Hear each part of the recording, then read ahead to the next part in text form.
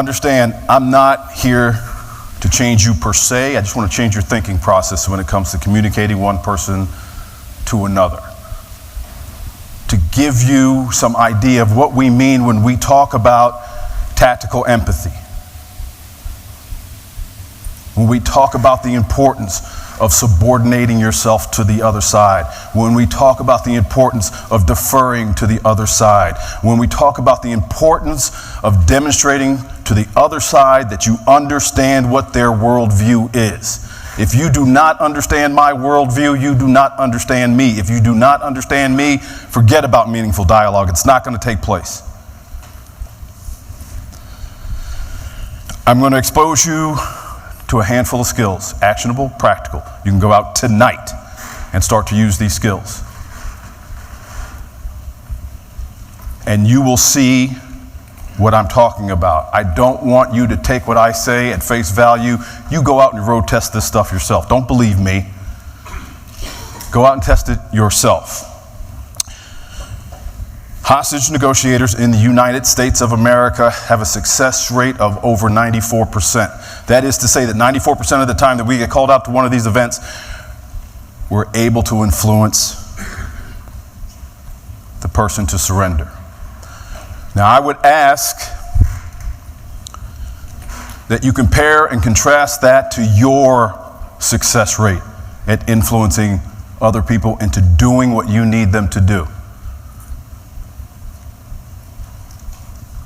The best of you in this room are probably around 35, 40%. I was surprised to learn that in some circles, 1% or less was considered successful. Anybody know who Jordan Belfort is? Who is he? I see your head shaking. Who is he? Wolf of Wall Street. In his book, The Way of the Wolf, he would give his people 200 leads, qualify 10, close 1. Mind-numbing to me. But back to 94 versus 40. Why is there a disparity in those numbers? With hostage negotiators at 94% and you, the best of you in this room, at 40%. Is it because hostage negotiators are smarter than you? I've worked with them all over the globe. I can tell you, no, that's not the case. So what is it? The answer lies in we have a better than average appreciation of human nature. The human nature response specifically, which dictates negative emotions and negative dynamics drive decision-making and drive behavior. You're going to hear me say that ad nauseum over the next hour. Negative emotions, negative dynamics drive decision-making, and by extension, they drive behavior. When you get your head around that, you are going to be at a distinct advantage over everybody else because people that you interact with will now become predictable. You can begin to predict what they're going to do, what they're going to say, what they're going to ask next because of your understanding of that human nature response. Remember, you don't get in life what's fair, you get what you negotiate. If you want to become a better negotiator, click the link in the description below. Now, I know you're looking at me going, what is this cop going to tell me about how to do my job? How does what he did, which was use my communication skills to save lives, how is that applicable to my world? I would ask that you consider this. You guys are all compliance professionals. You sell products, B2B, and you try to get people to do what? To buy, to comply. Even if you are not involved in traditional sales, you are still selling. Daniel Pink wrote the book To Sell is Human. In that book, he said 1 in 9 adults in the U.S. workforce are involved in traditional sales. The other 8 out of 9 are involved in non-sales selling, where you're spending the better part of your day trying to get people to bite off on an idea, a suggestion, a proposal, trying to move them in a certain direction. Non-sales selling.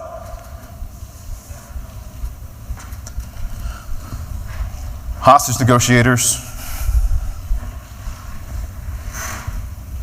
We're the ultimate compliance professionals on the planet because we sell jail time and we get people to buy it all of the time.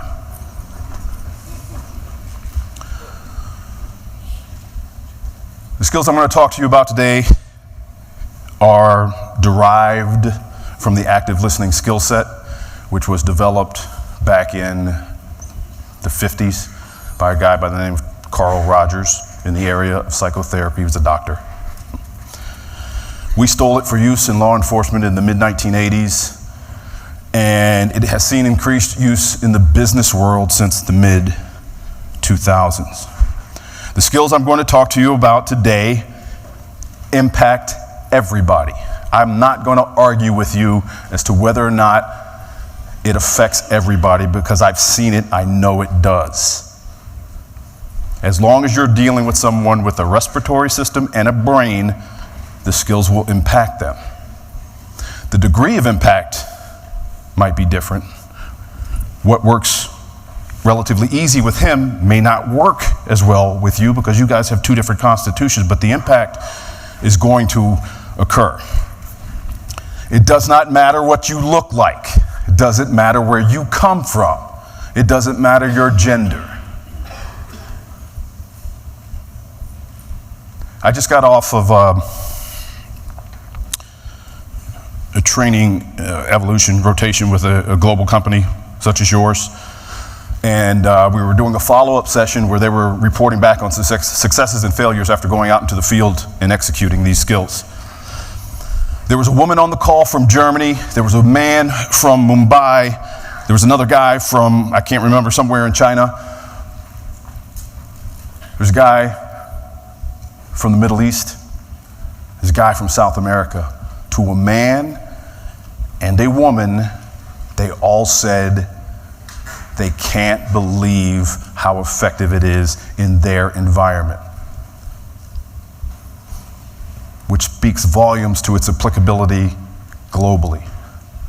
It's not by accident that hostage negotiators in Tokyo, in Hong Kong, in Melbourne, in Johannesburg, in Frankfurt, in London, in Toronto, LA, DC, Bogota, they're all trained in the same skill set.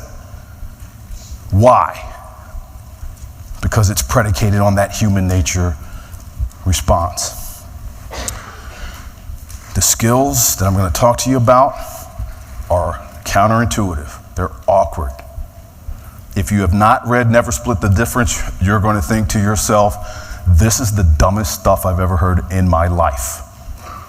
Some of you are going to look at me and say, this guy is no better than a snake oil salesman.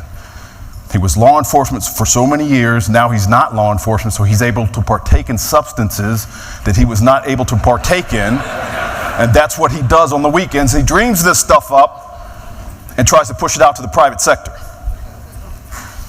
You're going to think to yourself, I can never imagine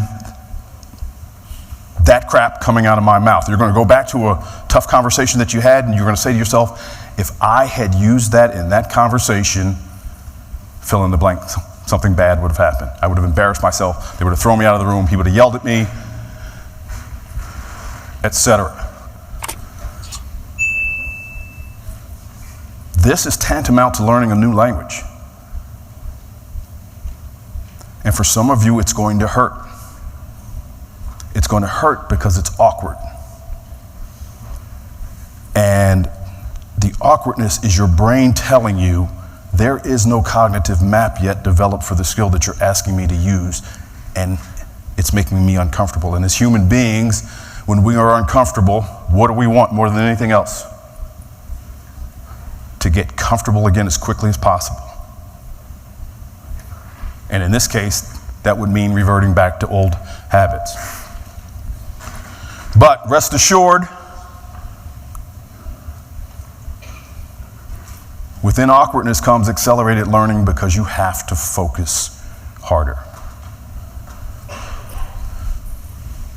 And so we'll talk about the foundational skills within the Black Swan method. This is by no means comprehensive. This is just to get you started. Just to get you started. Charles talked about being innovative, being creative in 2023, setting yourselves apart in 2023. You want to set yourself apart? Change the way you engage the people that you engage on a regular basis. Stop thinking that it's all about you and where you want to end up. Take your goal and objective, put it on the back seat for a time, and look at the circumstances through the eyes of the person who's sitting across the table from you or on the other end of that phone.